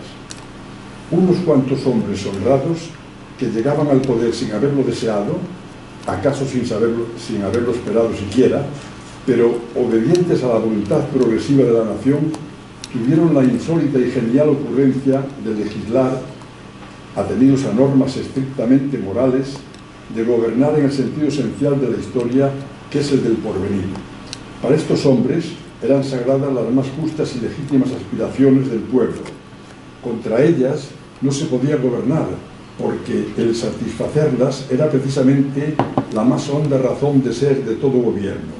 Y estos hombres, nada revolucionarios, llenos de respeto, mesura y tolerancia, ni atropellaron ningún derecho, ni desertaron de ninguno de sus deberes. Tal fue, a grandes rasgos, la segunda gloriosa República Española, que terminó, a mi juicio, con la disolución de las Cortes Constituyentes, con la victoria de la derechista Ceda en las elecciones de 1933. Destaquemos este claro nombre representativo, Manuel Azaña. ¿Sigo? ¿Es la mitad? No, ¿Sigo? No, era simplemente para recrear el... Muchas gracias, Manuel. Nada. Claro. Lo recomiendo, es muy Sí. interesante. Vamos a pasar ya al debate. Un puñado de hombres honrados, decía don Manuel Machado. Sí, pero ya pasamos a las palabras. Antonio. Antonio. Lo decía Antonio. Vamos a ver, cuando has hecho referencia a la mal llamada transición, porque fue una reforma del franquismo, no una reforma del franquismo, no lo ha mencionado, yo creo que es importante. Y es importante porque además Franco no restauró la monarquía, Franco instauró la monarquía del 18 de julio. Yo tengo también algunos años y lo recuerdo perfectamente. Y Carlos, iba a decir de Borbón, no, porque no se llaman Borbón ninguno de ellos, sería Juan Carlos Puigdemont, es el nombre de su bisabuelo, y anteriormente eran Godoy, pero en fin, el Borbón se perdió hace mucho tiempo. Este tal Juan Carlos juró los principios del movimiento y a continuación entró en lo que les dio por llamar democracia. Y no es una democracia. No es una democracia porque una democracia se caracteriza por ser su constitución es haber sido hecha por cortes constituyentes. Y en este país la constitución la redactaron un grupito de gente que la mayoría de ellos venían del franquismo y algunos otros, como llegaban hacia posturas muy peculiares. Pero tenemos que tener en cuenta algo. Bueno, habéis dicho algo del apoyo de algunos partidos. Cuando el PC, al cual milito y he militado desde el año 1974, el PC es cierto que apoyó votar sí. De hecho, yo estuve en una mesa y yo voté no, y estaba delegado por el PC. Pero bueno, los militantes del PC nunca estaban de acuerdo. Cosas que no vienen al cuento, pero podríamos decir que el MI6 británico andaba por ahí haciendo cosas. Ahora bien, hay una cosa que yo sí le he hecho en cara al PC, y se lo ha hecho a Anguita, que habéis hablado ahora mismo de Anguita, con el cual yo he tenido más de una conversación sobre la República. Tenemos que tener un cuidado exquisito los republicanos, porque la República es una forma de Estado, pero una forma de Estado de lo que ahora se llama democrático, que es un disfraz que se le pone al capitalismo. De una forma de Estado, como habéis comentado alguno de vosotros dos, que fue la definición que hizo Engels. Creo que es un Estado no ideológico, sino democrático. Ese democrático al que se refería Engels no tiene nada que ver en absoluto con lo que ahora se llama democracia. Y lo que iba a decir antes, que me he ido a otra cosa, es que los partidos, vamos a decir, de izquierda, yo no sé si hay muchos o hay pocos, pero en fin, yo he estado durante mucho tiempo, yo fui de los que creó la Plataforma de Nacionales por la República y de los que creó la UCR, la cual me has dicho que presides. No, presidí ya. Ah, bueno, pues que has estado. Sí, hace ya algunos años la fecha. Yo fui uno de los que la creo. Sigo de afiliado, pero ya. Sí, afiliado. Yo no suelo dejar las causas en las que estoy. Paso a segunda línea. Yo ya no, porque ahí el partido, y Anguita tuvo mucha culpa, el partido tomó un concepto del republicanismo como el brazo republicano del PT. Y eso es un error capital, porque nosotros, yo me figuro que si miro por aquí hay poca gente de derechas, pero nosotros, como una forma de Estado democrático, de Estado, y no un Estado, ojalá hubiera un Estado revolucionario, pero a eso hoy yo no puedo aspirar, no puedo porque es imposible. Pero en ese Estado democrático, a años luz de lo que tenemos actualmente, no podemos salir con la bandera "nosotros somos de izquierda". Yo cada vez que veo una Opción Martillo, que la tengo un gran cariño y un gran respeto, en una manifestación republicana se me caen los palos del sombrajo, porque no tiene por qué haber partidismo. La República es de todos, de la gente de derecha, de la gente de izquierda. La traeremos las izquierdas, por supuesto, pero es de todos. Y de otra forma lo que estaremos es encogiendo lo que sería la República a una pequeña parte de la población de España. Vale, compañeros, como tenemos más palabras, después... intervenimos. Esta es la frase que me gusta más. Sí. ¿Quieres contestar? Bueno, sí, eso es lo que iba a decir, sí. Luego, sí. Recoger varias palabras. Sí. Yo quiero... Carlos, sí, Federico, sí, Carlos Hernández también había... Sí. Yo quiero hablar de algo muy concreto que pasó en el año 77, que fue el acto vergonzoso del Partido Comunista de España, que era el único partido antifranquista que existía. Los demás eran una sopa de siglas sin consistencia. Este partido se vendió por una simple, entre comillas, legalización y aceptó la forma de Estado, la bandera y la contención de las masas en la calle. De ahí vienen todos los males actuales. El desencanto parte de ahí, parte de ahí. Entonces, ¿cómo se puede exigir a alguien que luche por una república traicionada en el año 77, cuando podría haber sido posible, por el máximo partido de la oposición? ¿Cómo es posible? ¿Cómo es posible? Máxime cuando el Partido Socialista Obrero Español no ha sido nunca, a partir de cuando comenzó a legalizar, bueno, el Partido Socialista Obrero Español fue legalizado de facto por la socialdemocracia alemana y por los bancos alemanes. Y por Carrero. Entonces, si ese partido no se muestra como republicano, es que me parece absolutamente imposible. Vamos a hablar de realidades, pero la traición fue del Partido Comunista de España. Eso produjo la Constitución del 78, claro, la forma monárquica de Estado. Claro, y lo hizo también el... Es que eso fue impresionante. Venga, no habéis añadido nada de esto.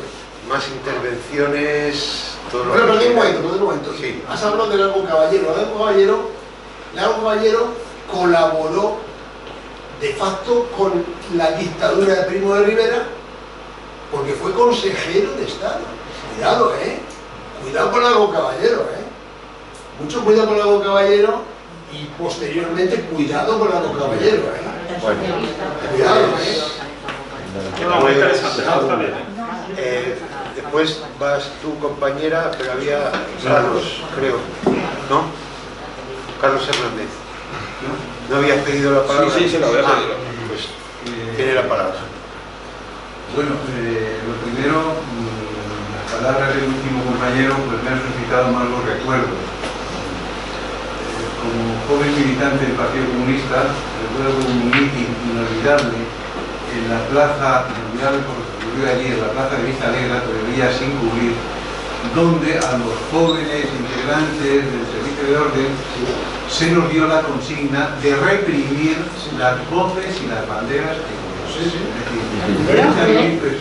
¿Las banderas arrancar manu militari las banderas tricolores. y golpeándoles, Protagonista de aquello, me avergüenzo, pero es de justicia reconocerlo. La obediencia, la ilusión, la fe en aquellos supuestos dirigentes del camarada Tamame, supuesto, supongo, no recuerdo, pero a lo mejor estar allí arengando a las masas, pues realmente fuimos sin querer a lo mejor cómplices de aquella verdadera ignominia que ignoraba la gran carga que merecían nuestros, y perdón, voy a apuntar voy a decir una palabra que puede tener connotaciones particularmente nuestros marcos. Porque el Partido Comunista de España se merece bien, como el Partido Comunista francés, aquel apelativo de ser el partido de los fusilados. Y eso se arrojó por la borda de una forma invisible.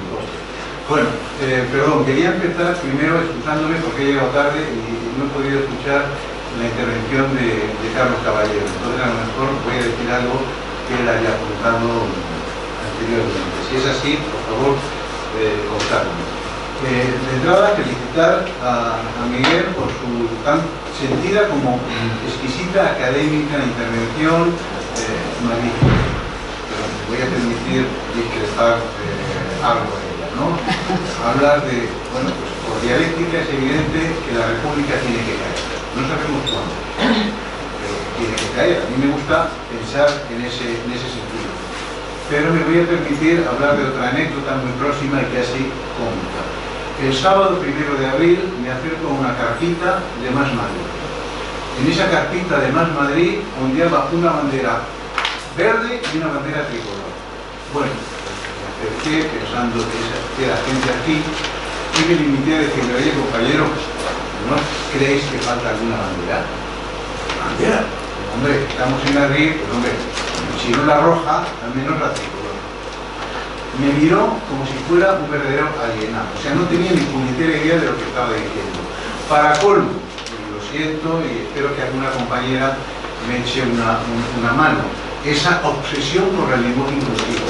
En el díptico que me dieron se permitían cambiar hasta el género del adjetivo que asociamos a Madrid. Madrid siempre hablamos de Madrid rojo, Madrid republicano, Madrid justo. Pues en ese díptico ponían Madrid más verde, como si eso, acordaron lo que está suponiendo los partidos verdes en Europa, que es para echarse a temblar, y más justa. Por supuesto, Nicolás Somo más rojo. Aquello se entiende que en aras de la transversalidad estaba de acuerdo. Entonces, ante esta realidad, y estoy hablando de un partido, de una organización política supuestamente de izquierdas, que va a movilizar a las masas, o que tiene capacidad para hacerlo, donde está completamente ausente el calificativo, el nombre república o republicano, ¿qué podemos esperar? ¿Qué podemos esperar? La realidad sociológica de este país es para echarse a temblar. Lo siento, no quiero ser muy pesimista, pero es para echarse a temblar. Y una de las cosas que quiero discrepar es de esa república. Es decir, bueno, que la república sí es nuestro, pero ojo, yo estoy convencido que los otros tienen su modelo de república. Carlos, es que hay más palabras. No, termina. No, perdón, ya termino. No te quiero cortar. Ese modelo idealizado muchas veces de nuestra república, los grandes poderes tienen su modelo de república, con o sin tricolor. Serían capaces hasta de adquirir la tricolor, pero tienen su modelo. Vale, gracias, compañero. Bueno, me viene muy bien, gracias, la referencia a un hecho reciente del 1 de abril, porque mi intervención tiene que ver con dos noticias que he leído hoy precisamente. Bueno, en primer lugar, agradecer a Miguel y a la agrupación ateneísta Juan Negrín el habernos acogido para el primer acto de la Fundación Democracia Activa sobre la batalla de Guadalajara, que lo planteamos por otra vía y la directiva actual del Ateneo no le dio el visto bueno. Gracias a ellos, a Miguel y a Pedro, que pudo salir adelante, en el que ellos intervinieron tan brillantemente como hoy Miguel aquí. Entonces, bueno, en dos noticias de hoy, y yo os voy a plantear una pregunta a las personas que estáis en la mesa. He leído que el emérito va a venir a San Genjo dentro de unos días a arreglar sus asuntos con total normalidad. Yo lo he comentado en mi puesto de trabajo. Allí, bueno, hay gente más joven que yo, la mayoría, como que ni frío ni calor, no soy igual, ¿no?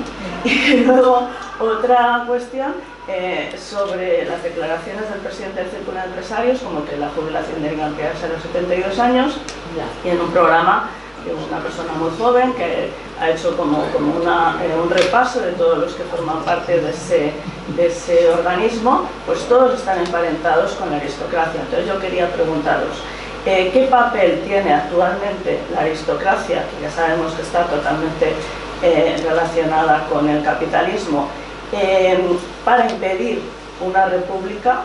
Y luego esto, ¿qué se puede hacer para que el ciudadano de a pie, bueno, pues viva con total normalidad, que el emérito, que desde mi punto de vista es lo más deleznable, digamos, como un compendio de masonerías, que vaya, venga, y que a nadie le preocupe lo más mínimo, ¿no? Esa era mi... Vayan a verlo.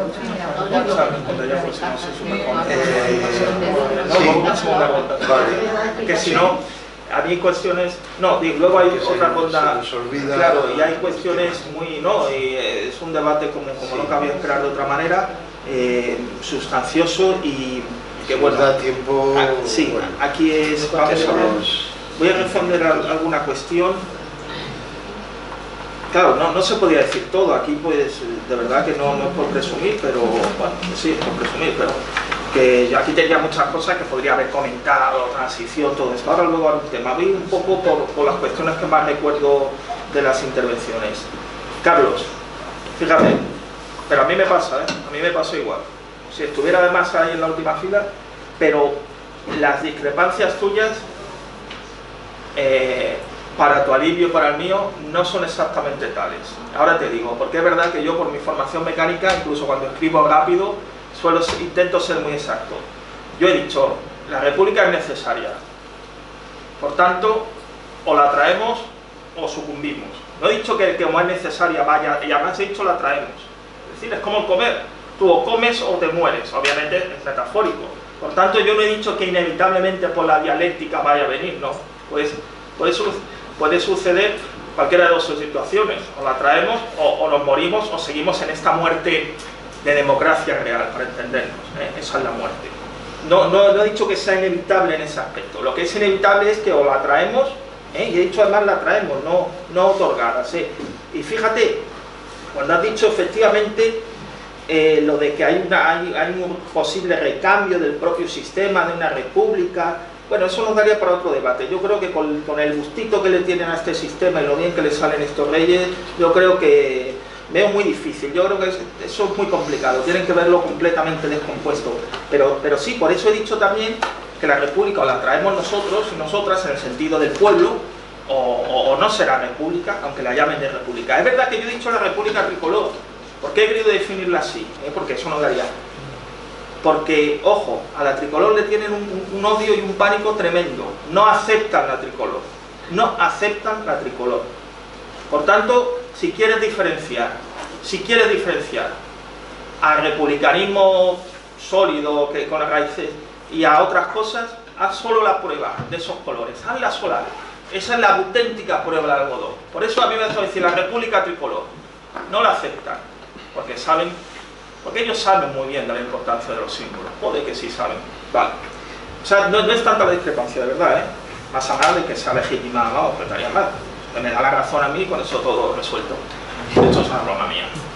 Pero no es tanta realmente. No. De hecho, no. Pasa que es verdad que estas precisiones en un debate no. Hay una cuestión aquí que ha salido en varias intervenciones que sería compleja, muy compleja. Por tanto, aquí me voy a arriesgar y voy a hablar solo muy breve, porque es que no quiero porque luego me parece que uno está aquí defendiendo la transición y qué narices. Yo he tenido enfrentamientos fuertes, por eso además soy militante de base en general, con el tema de la transición. A ver cómo lo digo muy claramente. El miedo, y yo soy de militar, como sabéis, el miedo es algo real y operante. Que el que diga que no lo tiene o no lo ha sentido alguna vez, miente o está majara. El miedo es algo real, el miedo personal y el miedo colectivo, y en momentos históricos, porque el miedo además se infunde, y como sabemos la cultura del franquismo es básicamente la cultura del miedo. Y en el periodo ese, que yo no he vivido, que he estudiado, pero he conocido a muchas personas, he trabajado con Julián Guita, efectivamente en la sociedad, luego me referiré, yo, que no comparto efectivamente. No, desde aquí ahora digo, bueno, se tendría que haber hecho de otra forma, sí, sin duda. Pero no quiero en ese momento juzgar, por lo menos no a todas, algunas personas sí las podemos y creo que deben ser juzgadas históricamente con cierta dureza, pero no colectivamente, porque es verdad que había un miedo inmenso. Pero ya no es de la ciudadanía, sino las propias organizaciones. El PC, que yo también soy militante de base, y ahora ya puedo decirlo así, como sabéis, tenía miedo a quedarse fuera del tinglado, porque esa amenaza se le amenazó con ello, con el PSOE, decir, y estas personas que llevaban 40 años en el exilio, que querían volver, muchos de ellos, tenían miedo a quedarse fuera, y ese miedo, yo personalmente, entenderme, tengo una cierta indulgencia con él, porque ese miedo lo han sufrido muchas veces, muchas personas. Manuel Azaña tuvo miedo en una época de la guerra y se ablanda un poco. ¿Por qué uno, y es mi referente, es el que yo he elegido para la agrupación Ateneo, Juan Negrín? Porque Juan Negrín es verdad que de sacar a las personas, ahí de acero, en fin, una cosa, aunque él también tuvo sus momentos, tal, pero no es lo común, no es lo común. Y entonces yo tengo una cierta indulgencia en el contexto y en el momento, cierta, ojo, no me malinterpretéis. Lo que sí, ya ahí viene el problema y el enfrentamiento, cuando eso de la necesidad virtud, cuando se dice, no, esto fue genial, es lo que queríamos, logramos lo que queríamos, qué bien nos salió, magnífico. No, hombre, eso no. Eso es lo que llaman la sacralización, que la sacralización de lo que llaman la transición no es solo por parte de la derecha y todo esto, no, sigue habiendo una parte, y no solo Tamames, muy fácil disparar a Tamames, sí, pero no solo Tamames. Yo, perdonad, pero ahora en el espectro político yo veo que las peleas son por ver quién es más constitucionalista, Constitucionalista del 78, uno que sí, es que la Constitución esta no, yo soy el que la lee bien, no, tú la lees mal, todos los partidos, incluido el nuestro, es constitucionalista. Vox dice que son constitucionalistas, más que nadie. ¡Viva el rey! ¡Viva la Constitución del 78! No, que la Constitución dice aquí que la casa es buena. Ese que fue un error que yo creo yo, y lo digo, y he trabajado, yo soy un joven ambitista y lo he mirado, pero creo que en algunos momentos mezcló algunos conceptos, no voy a decir, no, es que lo que hay que hacer es leer bien el 78, la Constitución, no. El problema no es que la lea bien, el problema es qué la correlación de fuerza realmente tiene esa Constitución y qué es lo que brinda. La Constitución del 78, lo digo claramente, yo creo que no hay nada que hacer con ella. Da igual cómo la leas, del revés, del derecho, tal. Me he agotado aquí en lo que quería decir, a eso en fin. No sé si había alguna cuestión, bueno, ya me acordaré luego.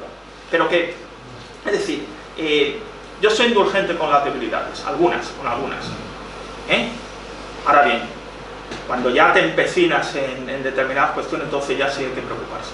Errores cometemos todos. Gordos, grandes, dependiendo de donde estemos. Pero quiero decir que estoy básicamente de acuerdo, pero la cuestión es eso. No es tampoco, es decir, el momento actual, o 5 años después, o tal. Pero que eso no nos incapacite y nos invalide, por favor, compañeros y compañeras. También en la guerra hubo quien flaqueó. Todos. Vale, la cuestión es lo que hagamos nosotros y nosotras. Los otros que hagan su parte o que no la hagan. Yo creo profundísimamente en la responsabilidad personal, en virtud de los medios que tienes. Yo no me preocupo de salvar el mundo. Yo me preocupo de intentar salvar a lo mejor allí donde llego. A lo mejor así todos juntos se salva el mundo, se traen las cosas. Perdonad que esto tiene mucho de ecuménico, pero como saben y yo prologué, yo tengo un componente, y lo digo sin esto, de cristianismo de base, revolucionario y laico. Pero yo lo tengo y a mí me nutre mucho eso.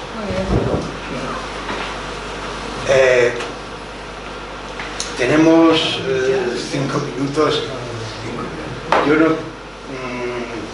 es que no puedo dejar pasar una pequeña o gran cosa, ¿no? Cuando el compañero ha dicho el papel de Francisco Largo Caballero, ¿no? Y, claro, Largo Caballero toda su vida yo creo que lo tenía muy asumido. Fue un hombre muy polémico, porque le tocó bregar en unas condiciones. Largo Caballero fue presidente del gobierno de la República en unos momentos realmente más que trágicos. También lo fue después Negrín.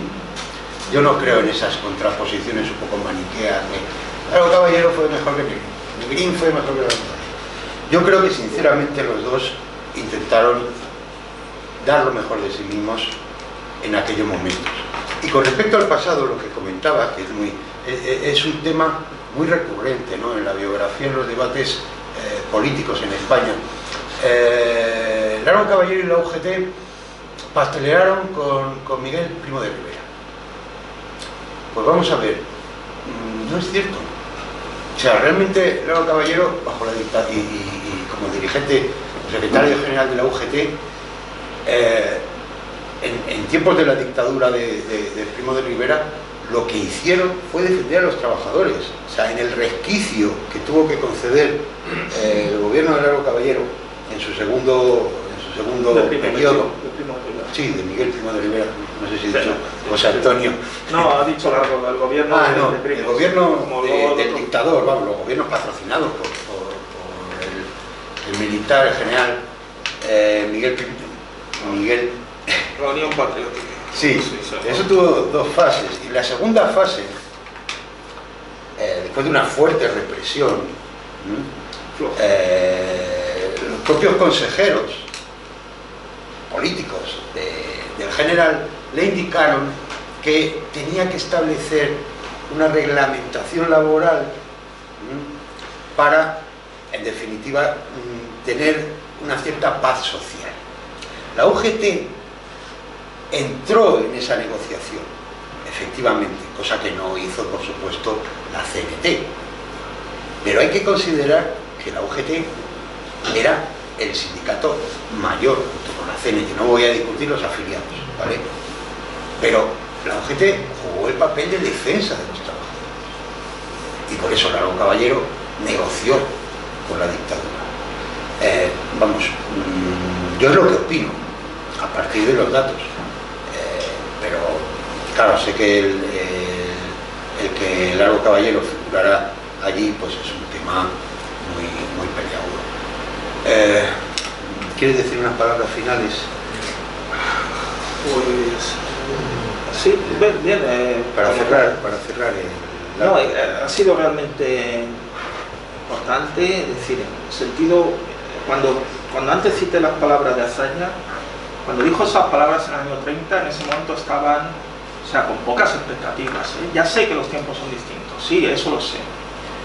Yo insisto, no sabemos lo que puede... Es verdad que el sistema actual es más dominante que el del 30, sí, porque ha usado de la tecnología y de los medios de comunicación, que son grandes avances de la humanidad, pero los ha puesto al servicio del capitalismo. Por eso digo el tema de los medios. No significa que todos los que escriben en los periódicos o tal sean mala o buena gente, no, pero esas grandes corporaciones cada vez más a forma de como los antiguos señores feudales son las que hacen y deshacen. Ya ni los partidos ni la política lo han convertido todo en mercancía, y eso es lo contrario más de la cultura republicana. La cultura republicana era que los ciudadanos, la gente común también hiciera política, se acercara a política. Ahora lo que han hecho es convertir la política en un objeto de consumo, bueno, pues eso, además de producto espectacular, espectáculos mediáticos. Bueno, pero lo que quiero decir es que mantengamos la fe, pero no por un sentido tonto. Si pensamos, y lo pensamos, que estamos en lo correcto, eso es lo que importa. Intentamos influir y vamos a seguir intentándolo, cada uno donde pueda, yo donde puedo, tú, usted, donde pueda. Lo que importa es que creemos en esto, que lo vamos a seguir defendiendo. Lo demás ya se va a ir viendo, los demás que hagan o no hagan su parte. Y no digo que nos den igual, no. Hoy aquí ha habido una crítica en profundidad, sin decir nombre ni siquiera, claro que sí. Pero lo que importa, en nuestro caso, es lo que hagamos nosotros. Cuando hay que hacer una crítica, por supuesto, digo. Pero que lo que quiero decir, entenderme, no... Esto se me pegó a lo mejor un poco de Julianita, ¿no? Este tema de regañar, de tal, no, entenderme, no lo digo para... No. Digo que eso no nos desmoralice. No tenemos, yo por lo menos lo siento así, yo siento que no tengo derecho a desmoralizarme, no me he ganado ese derecho, yo no me he ganado el derecho a desmoralizarme. Si luchara a lo mejor solo por algo que es para mí, de mí, pues bueno, digo, bueno, lo deja, no. Pero yo siento que no me he ganado ese derecho, por los que nos precedieron. También por vosotros, ¿eh? Yo no tengo derecho a desmoralizarme, también por vosotros, muchos de aquí, casi todos, que me precedisteis en la lucha y que sois ahora coetáneos. No nos hemos ganado el derecho de desmoralizarnos. Ese es el entusiasmo, que es un entusiasmo fruto de la razón y del análisis al que apelaba Azaña en su llamada al combate. Así que, compañeros y compañeras, salud y república, y hasta la victoria siempre.